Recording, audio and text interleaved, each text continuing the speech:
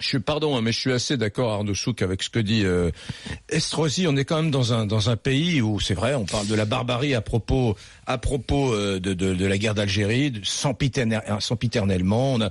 Et puis dans le même temps, on a tous les intellectuels français qui ont mis 30 ans, 40 ans à admettre qu'il y avait un goulag en Union soviétique. C'est-à-dire qu'on est toujours dans le deux poids, deux mesures. Il y a juste un système, le communisme, on en a parlé d'ailleurs dans notre émission hier, qui a fait 90 millions de morts au XXe siècle, 2-3 fois plus que le nazisme et que la Seconde Guerre mondiale, mais quand même nos intellectuels étaient communistes, nos intellectuels, de très nombreuses crèches en France, écoles primaires portent le nom de dignitaires communistes, de très nombreux boulevards, des rues entières portent le nom de dignitaires communistes qui ont soutenu ouvertement une idéologie qui a assassiné des dizaines de millions de personnes dans l'humanité au XXe siècle, et sans que ça pose problème.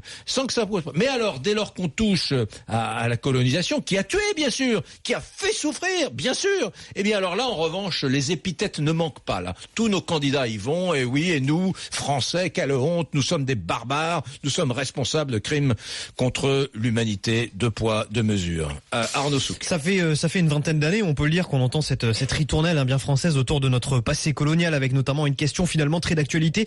Les jeunes Français issus des anciennes colonies doivent-ils se considérer finalement comme des victimes de ce passé, réduite à sa plus simple expression, Eric, la repentance, puisque c'est de ça dont tu veux parler aujourd'hui, peut se résumer ainsi: des gens qui s'excusent de méfaits qu'ils n'ont pas commis pour complaire à d'autres qui ne les ont pas subis.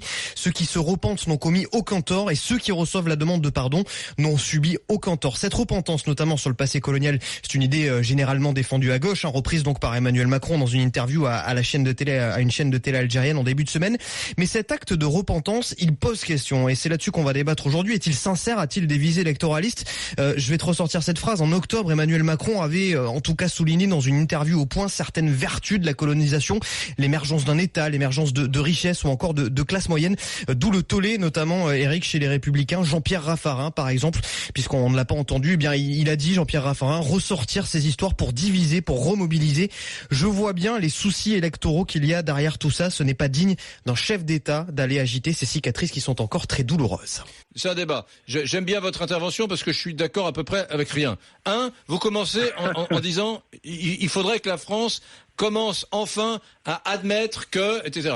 Mais oui, attendez, commence enfin. Mais elle ne fait que ça, admettre. 1995, Jacques Chirac, le Veldiv, Chirac qui parle de 16 heures noires, souille à jamais notre histoire et sont une injure à notre passé et à notre tradition. Enfin, c'est pas.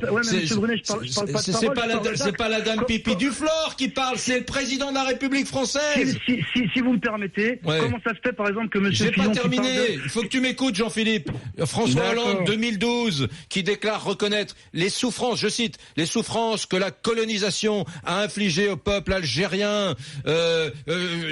Hollande même en 2012, qui parle de la sanglante répression, là il parle d'octobre 61, c'est-à-dire de Charonne. C'est du blabla politique. Eh ben oui, mais c'est du blabla, mais comment reconnaître? On reconnaît pas avec ses pieds, ni avec ses épaules, ni avec ses coudes. On reconnaît avec sa bouche, avec sa langue. Ça s'appelle un discours dans lequel on présente ses excuses. Cela dit, non, on reconnaît dans la vraie intégration. Monsieur Fillon parle de la pénalité, de la responsabilité pénale à 16 ans. Et pourquoi il met tout de suite même les minorités visibles? Pourquoi il met ça en eh ben justement, Fillon. Et c'est ça le moi problème. je préfère.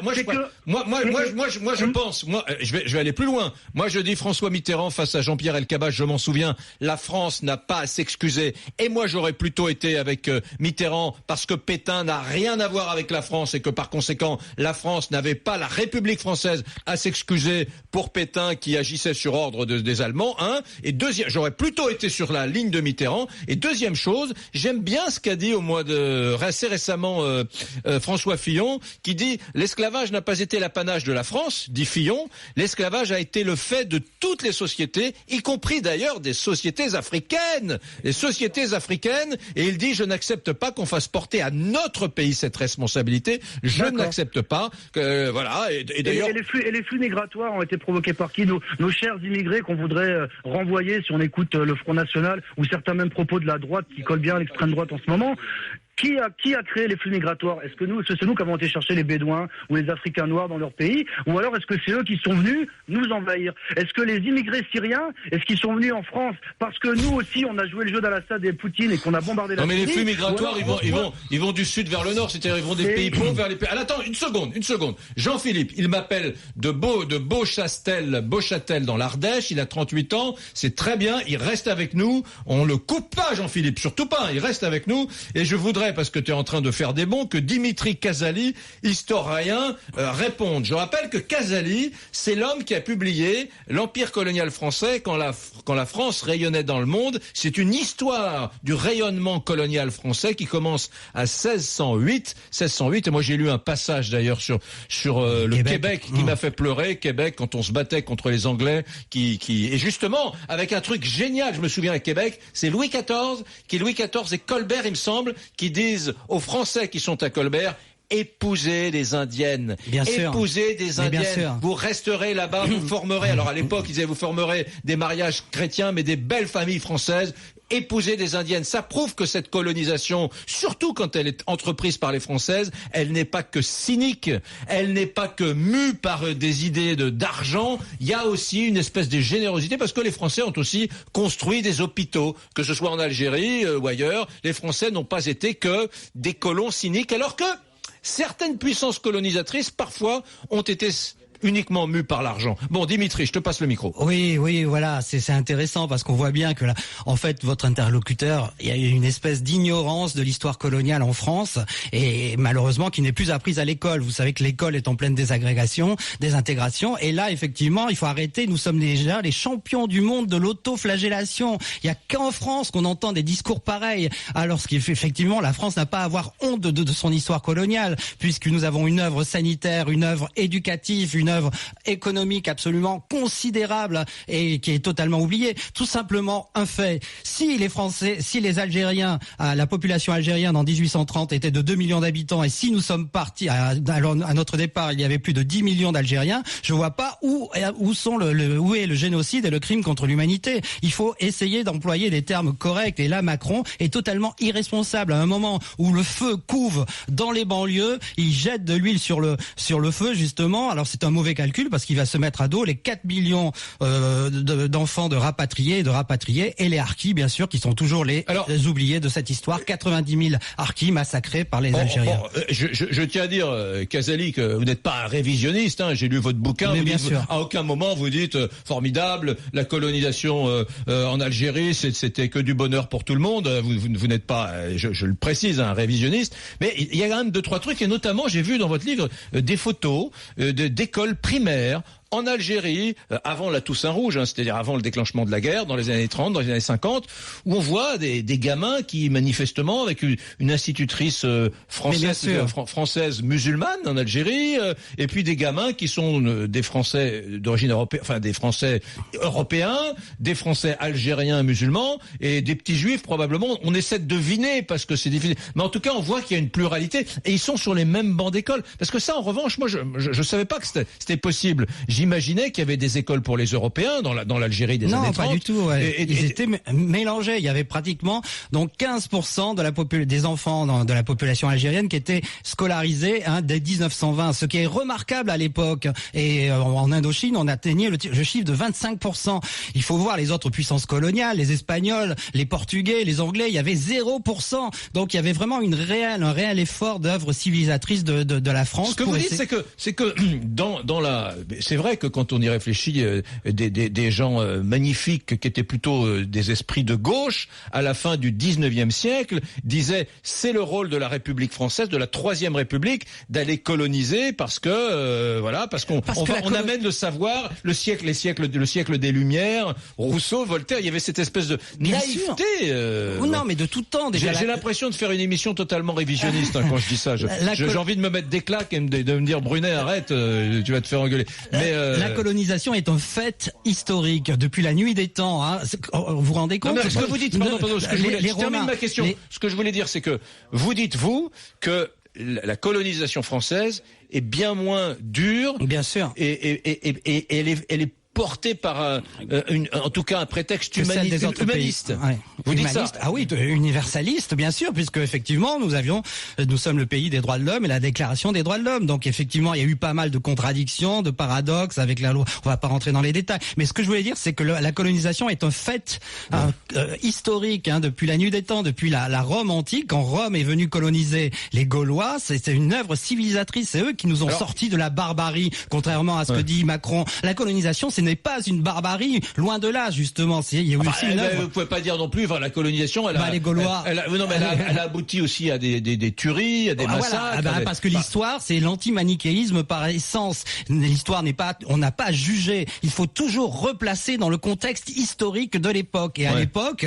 effectivement, toutes les nations au monde étaient impérialistes et la France a eu son empire colonial, bien sûr, mais aujourd'hui, ça ne nous permet pas de faire de la repentance et de l'autoflagellation. La France n'a commis aucun génocide. Je tiens à le rappeler, contrairement à ce qu'a dit François Hollande, laissé dire sur le plateau de Canal+ en avril 2015. Alors, il y a un truc, ce petit passage de l'émission s'adresse à tous ceux qui ont une lecture manichéenne de l'histoire coloniale. Je voudrais quand même qu'on cite la petite phrase de Jules Ferry. S'il y a bien une icône de la République française, c'est bien Jules Ferry, l'homme qui a rendu l'école primaire gratuite et obligatoire pour tous les Français. Il y a des écoles Jules Ferry dans tous les patelins de France. Il y a des avenues, des boulevards, des rues Jules Ferry dans toutes les communes de France. Vous m'écoutez, vous habitez peut-être vous-même dans une avenue Jules Ferry quelque part. Bon, et Jules Ferry a une phrase incroyable.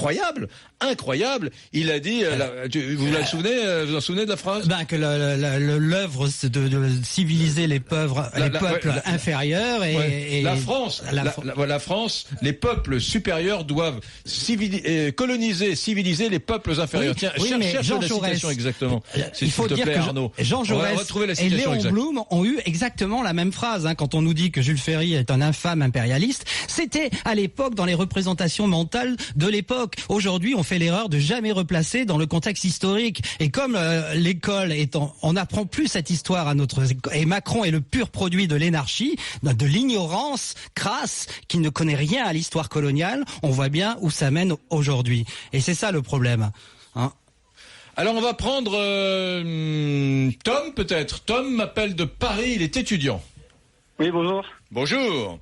Alors je t'écoute, Tom. Alors moi, je vais même aller plus loin que vous. Pour moi, la colonisation, ça a été une chance pour les pays colonisés.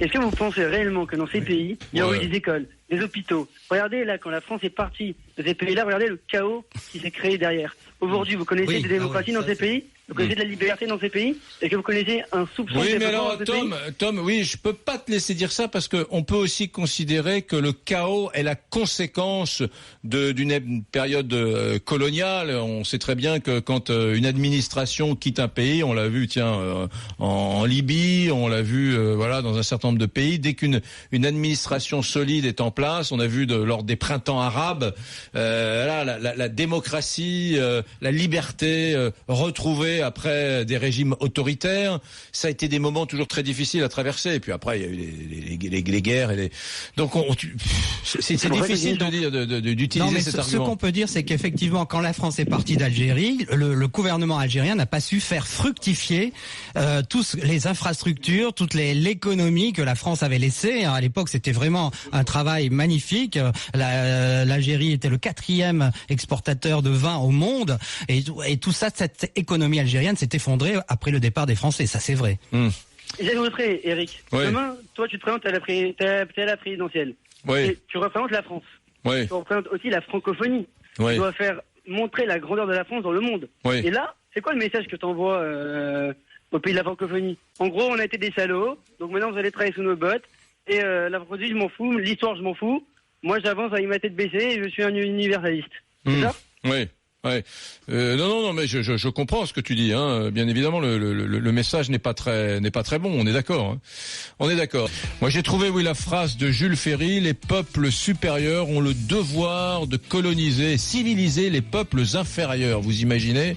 C'est quand on la lit comme ça, en dehors du contexte de l'époque, c'est drôlement abrupt. Il parlait même de race, Eric. Il parlait même de race. Il parlait même des races inférieures. Ils ont dit, messieurs, il a dit devant des hommes hommes politiques, messieurs, il faut parler 1885. plus haut et plus vrai. Il faut dire ouvertement qu'en effet, les races supérieures ont un droit vis-à-vis des races inférieures, parce qu'il y a un devoir pour elles. Elles ont un devoir de civiliser les races inférieures. Oui, Voilà. mais vous pouvez trouver les mêmes Mais phrases t'imagines, non, chez mais non. Jaurès Ouais. et chez Blum. Vous vous rendez compte, hein, chez le Front populaire. Ouais. Et on non oublie. mais c'est fou parce que Jaurès, Blum et là Jules Ferry manient des concepts aujourd'hui. Enfin, le mot race a tellement évolué dans son acception que c'est insupportable. On pourrait mettre si un historien pouvait mettre ces propos-là dans la bouche d'Hitler ou de Göring, ça Voilà, parce ne qu'on choquerait pas parce qu'on dirait bah oui comme on les reconnaît là. Mais étonnamment, ce ne sont ni Hitler ni Göring. Ça, c'est ce sont- 1885. Oui, quand même, c'est ça, à la fin du 19e siècle, des humanistes incontestables qui utilisent ces mots-là. C'est dire à quel point aujourd'hui, en 2017, lorsque nous regardons la colonisation, nous la regardons d'un point de vue au sens géographique, tu vois, point de vue au sens d'une colline, d'un endroit, d'une géographie, nous la regardons d'un lieu qui est très différent du 19e. C'est essentiel. C'est l'explication de la crise morale que traverse la France, la plus grave crise identitaire depuis toute son histoire. C'est-à-dire qu'on oublie toujours de replacer dans le contexte historique de l'époque les événements et les épisodes historiques. C'est pareil avec la Terreur, c'est pareil avec la Vendée, c'est pareil avec Napoléon, c'est pareil avec la traite négrière et Taubira. Donc vous voyez, c'est la première. Et cette ignorance, puisque à l'école on n'apprend plus justement cette histoire coloniale, donne des résultats terribles dans les banlieues où effectivement, comme vous le savez, on est au bord de la révolte. Majid a fait le 32-16, il est en région parisienne, il a 34 ans, il est franco-algérien je crois. Bonjour Majid. Bonjour Brunet. Alors, ça va ? Bah ça va, écoutez, à part que ça me tire les cheveux ce que j'entends, mais bon. Justement, corrigez le tir Majid. Bah écoutez, moi je suis franco-algérien, je vais tous les ans en Algérie Oui. et je vois de ce qu'on me dit, de ce qu'on me parle, etc. Moi je suis fier de ma culture franco-algérienne. Je dis pas que je suis pas fier, mais maintenant l'histoire faut pas l'oublier. Comme je dis, les histoires qu'il y a eu, le massacre qu'il y a eu avec l'armée et les milices qu'il y avait à l'époque, lorsqu'on tuait des personnes qui se trouvaient dans le pont de Constantine. Ouais. Et qu'on les jetait sur le pont, on peut pas oublier tout ça. C'est vrai qu'il y a Oui, mais il y a un attendez, certain crime. vous parlez de quoi ? De la guerre de décolonisation entre 54 et 62 mais pendant la guerre, même Ouais. pendant, la période, Ouais. la période de colonisation. Mais non, mais moi, Majid, si vous voulez, je vous sors une liste de 50 lignes de massacres qui ont été faits contre des Français, contre des populations civiles, contre des gardes-barrières, contre des gens de l'administration française, des civils. Il y a même des Français européens, puisque tout le monde était français en Algérie, mais des Français européens, qui ont été assassinés, qui étaient communistes pour l'indépendance algérienne et pour le FLN. Donc, si vous voulez, c'est la guerre. C'est la guerre. C'est la guerre. Brunet, vous dites que les personnes étaient français. C'est pas du tout. Ils étaient Tout pas le monde français. était français en Algérie. Non, mais pour vous, ils étaient français. Ils étaient considérés comme des indigènes. Je suis désolé, monsieur Brunet. Non. Ils étaient considérés comme des indigènes. Oui. Pas après 45. C'était des sous-hommes. Pas après 45. Pas Non. après 45. Légalement, législativement, pas après 45. Voilà. Non, mais pas après 45. Mais il faut voir tout le contexte. Il faut voir depuis 1800, depuis le début. Oui, mais même les femmes n'avaient pas le droit de vote avant en France. Comme des sous-hommes. Oui, mais si vous allez par là, oui, il a raison. Non, mais c'est ce qui est toujours terrible, Majid, c'est quand on sort du contexte historique. Il y avait bien des pays arabes où les habitants eux-mêmes étaient considérés comme des sous-hommes. Si vous allez par là, il y a même des pays arabes aujourd'hui où les électeurs qui ne sont pas des électeurs sont considérés comme des sous-hommes. Monsieur Brunet, Ouais. j'ai ma grand-mère qui a 84 ans. Ouais. Pour tout ce qu'elle a eu et pour tout ce qu'elle a subi. Elle vient de récupérer, quand je dis elle vient de récupérer il y a à peu près 10 ans, des terrains qui appartenaient à son père, voire son grand-père. Ouais. Elle va les récupérer parce qu'elle a été appropriée par des colons à l'époque. Donc on peut pas oublier ça. Moi, par rapport à ça... Mais alors attendez, votre grand-mère, pourquoi elle a récupéré il y a 10 ans l'indépendance algérienne, c'est 1962. Non, je suis Qu'est-ce qui s'est passé pendant 40 ans? C'est pas les colons, qui avaient cette... C'est le FLN. C'est pas par rapport à ça, il faut aller voir les traces. À qui appartenaient ces terres juste avant. Mais on peut pas me dire que les colons, à l'époque, n'ont pas pris des territoires qui appartenaient à des Algériens. Non mais Majid, l'acte de colonisation est un acte violent. Même si d'ailleurs la colonisation de l'Algérie dans les années 1830 n'a pas été très violente. Ça n'a pas été... Non, il n'y a pas eu les massacres. Il n'y a pas eu de massacre. Que les Anglais... Mais vous avez raison. Mais ensuite... Philosophiquement... Politiquement, militairement, c'est violent puisque c'est l'appropriation par une puissance colonisante d'un peuple, d'une terre. Donc indéniablement, vous avez raison, vous avez 100% raison sur cette question. Je voulais souligner quelque chose. Votre historien disait que vous voyez qu'à l'école, il y avait des Arabes, voire des Juifs, voire des petits Français qui étaient dans la même école, etc. 20%. Mais ils étudiaient quelle langue, rassurez-moi? Ils étudiaient la langue française et non pas l'arabe. Ils faisaient oublier la culture arabe, arabo-musulmane.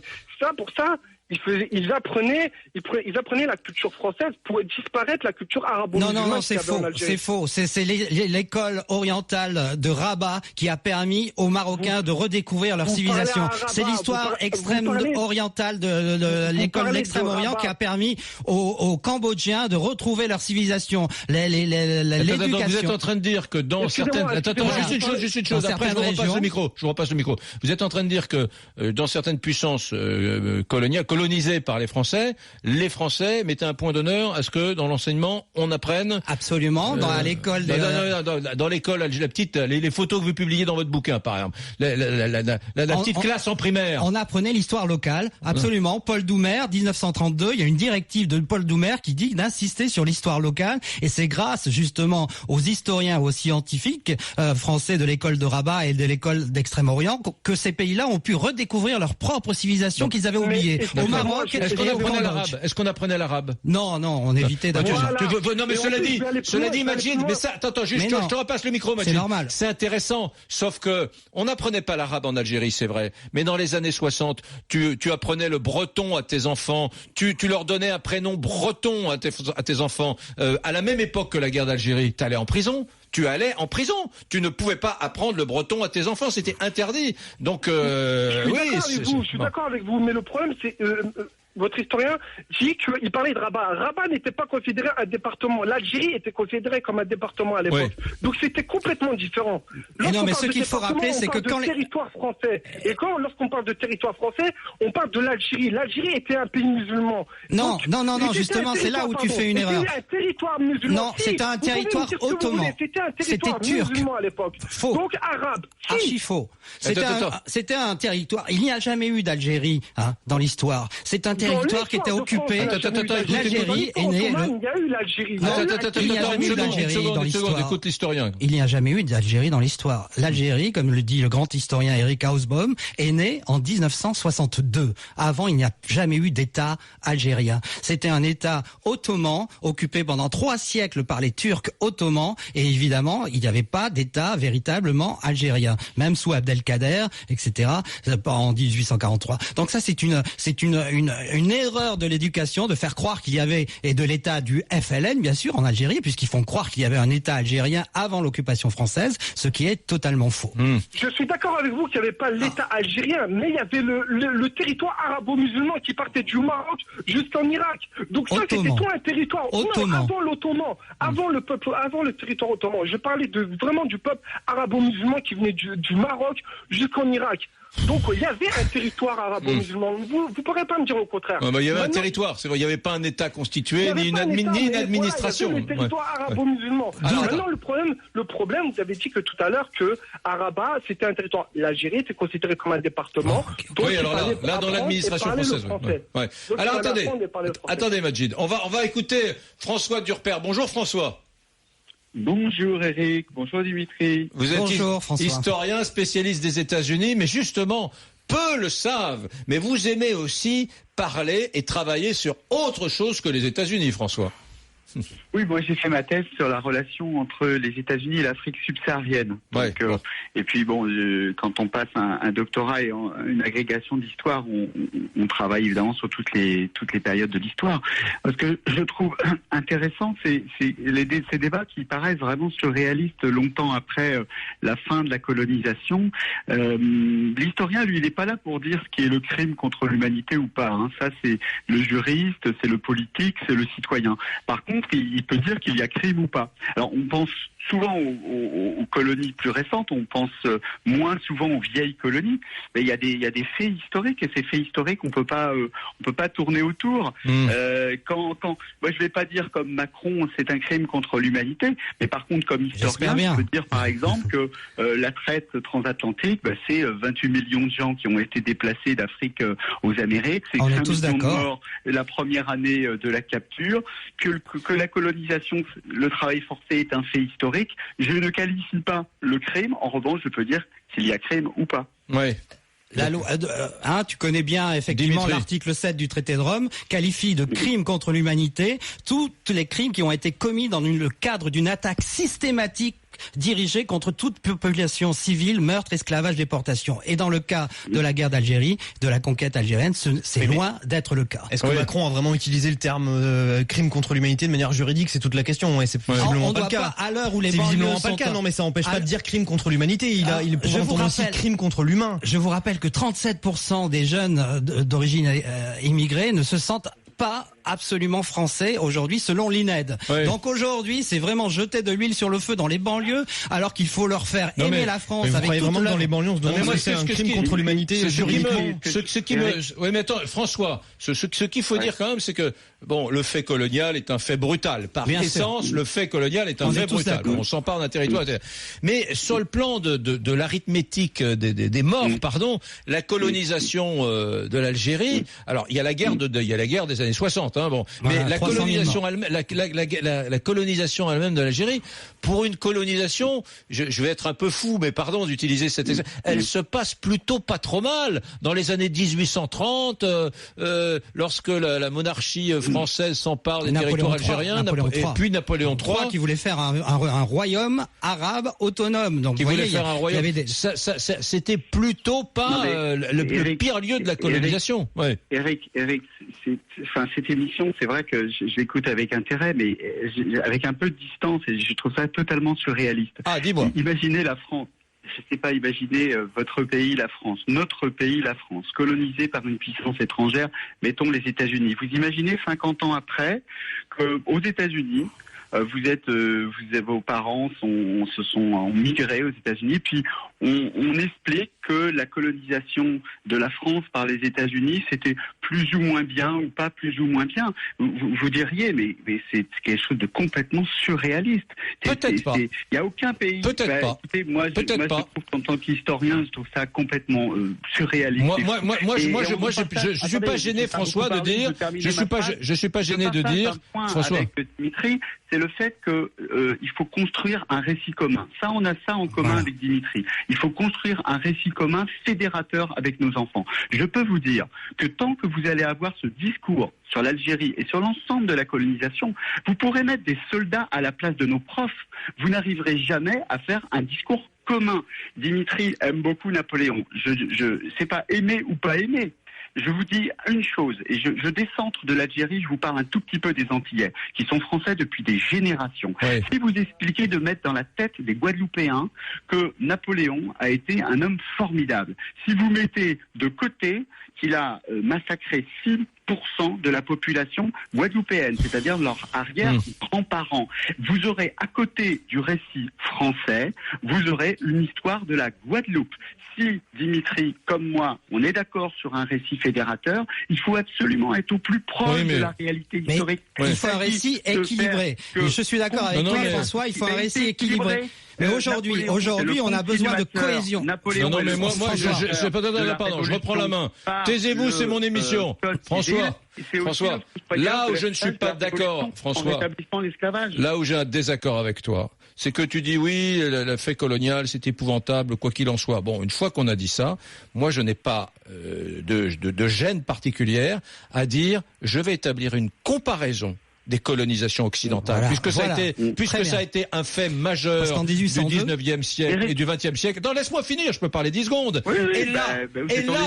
Et là, je te dis, je vais établir sur une comparaison, un vrai travail d'historien que je ne suis pas, sur des critères objectifs. Tiens, en 1920, je vois 15% des petits Algériens scolarisés en Algérie, alors que, si je regarde chez les Anglais, chez les colonies portugaises et les autres, c'est 0%. Je dis, tiens, intéressant, les Français n'ont pas la même façon de procéder. Tiens. Et puis si je regarde aussi deux pays qui sont envahis, je dis bien envahis par des puissances occidentales, et dans l'un des pays, il y a des milliers de morts, n'est-ce pas, pour gagner une colonie. Et puis dans un autre pays, ça se passe un peu mieux. Oui, là, je ne m'interdis pas d'établir des comparaisons et de dire, dans ce système qui est condamnable, et qui est la colonisation dans cette réalité historique, il y a quand même eu des pays comme la France, avec des Jules Jules Ferry, avec des Jean Jaurès, avec des Léon Blum, qui soutenaient le fait colonial. Il y a eu des pays où on a peut-être envisagé la colonisation un peu différemment. Je reste d'accord pour dire que c'est une chose totalement condamnable, mais je prétends qu'il y a eu chez les Français une espèce de naïveté parfois humaniste qui était là, qui sous-tendait certains trucs, mais qui n'a pas universaliste, mais qui n'a pas empêché bien évidemment des tueries, des massacres et des horreurs. Voilà. Mais tu as tout à fait raison, et je veux ajouter que j'ai écrit les grands immigrés qu'ont fait la France, il faut pas l'oublier, et tous ces grands immigrés qui ont versé leur sang pour la patrie, et comme je pense à Romain Gary qui a cette phrase magnifique, je n'ai pas une goutte de sang français, mais la France coule dans mes veines. Voilà ce que Macron devrait dire aux banlieues. Et là, il dit l'inverse, il est en train de créer des nouveaux Mohamed Merah, des nouveaux Koulibaly, et c'est dramatique d'avoir, c'est pas un homme d'État, il est complètement irresponsable. Surtout, François Durper, est-ce que c'était malin de faire ça politiquement? Ouais, le temps qui nous est imparti, je voulais juste vous conseiller la lecture du discours sur le colonialisme d'Aimé Césaire. Juste posément, calmement, tous ceux qui vous écoutent, tous les auditeurs, je leur conseille juste ça, le discours sur le colonialisme d'Aimé Césaire. C'est 30 pages, qu'ils le lisent, qu'ils se fassent leur opinion eux-mêmes, par eux-mêmes. Mais voilà. Bien sûr, mais là, je le connais, il est magnifique. Il est magnifique, ce discours. Bon, mais mais on est tous d'accord. On est tous, François. Je vous laisse à votre émission, on peut pas faire. On est tous d'accord, mais ce que tu oublies. Je vous dis. Bon, allez-y. Puis je peux raccrocher. Ça non, laisse-le parler. Pour que je puisse faire deux phrases. Ouais. Je vous dis juste quelque chose. Je ne compare pas les deux crimes, parce que je vais dire, attention, ne vous jetez pas sur moi et laissez-moi juste terminer mon idée. Je ne compare pas les deux crimes, mais je vous dis ce qu'il y a dans la tête d'un enfant français dont les parents ont été colonisés par la France. Eux, ils vont vous dire, Monsieur Éric Brunet, demain, faites votre amoureux de l'histoire, faites votre émission sur les pogroms et les chambres à gaz et comparez ce qui s'est passé à Ravensbrück et ce qui s'est passé à Auschwitz et dites qu'il y a des camps qui étaient moins durs que d'autres.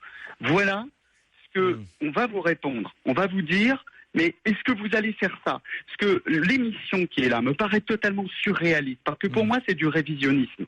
C'est même plus c'est du négationnisme. C'est du négationnisme, Eric, parce que la colonisation est un fait historiquement. Je vous donne un exemple, les routes.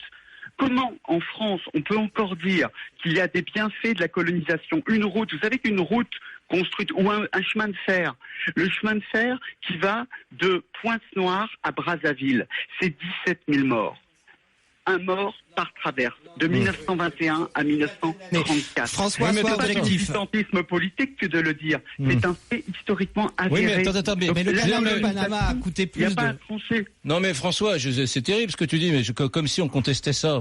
Tout le monde est absolument d'accord avec ça. Tout le monde est absolument d'accord. Je ne connais pas les chiffres, mais personne ne conteste ça. Personne ne conteste la réalité coloniale. Mais quand t'es historien, et qu'un type comme Léon Blum, qu'un type comme Jean Jaurès, et qu'un type comme que Jules Ferry te disent il faut aller vers la colonisation, ça devrait quand même t'interroger. Tu devrais te gratter la terre et te dire ces mecs-là. Clémenceau aussi répond à Jules Ferry. Clémenceau répond en 1885 à Jules Ferry. Je sais ce qu'il a répondu. Si c'est pour dire que la colonisation a été inspirée par des esprits de gauche et des esprits qui avaient l'universel en bandoulière, c'est une réalité historique. C'est tout ce qu'on dit. Voilà. C'est tout ce qu'on dit. Notre mission, mais on est d'accord là-dessus. Et l'œuvre sanitaire aussi, tu oublies les médecins.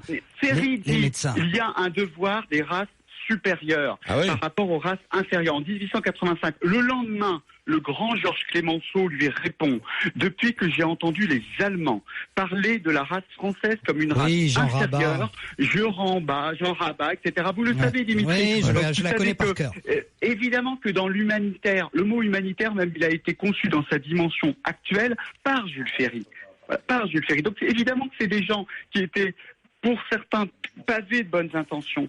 Ça n'en change pas moins la nature du crime, que je ne qualifie pas, ce sont les juristes qui doivent le faire, et l'historien lui dit, il y a crime, c'est tout. Merci François Durper. On aurait aimé que ce débat continue davantage parce que c'est vraiment un sujet passionnant. On est au cœur de la matrice française, mesdames, messieurs, et de cette cette logique de la repentance français, et de l'excuse. Mais Durper a des bons arguments. Il dit ne rentrons pas là-dedans. Enfin, je suis en désaccord total avec lui, mais c'était bon aussi de l'entendre s'exprimer. Merci en tout cas à lui, François Durper. Merci également à Dimitri Casali qui publie nouveau manuel d'histoire, qui est le manuel des 5e, 4e et 3e. Merci à vous, Dimitri Casali. Oui.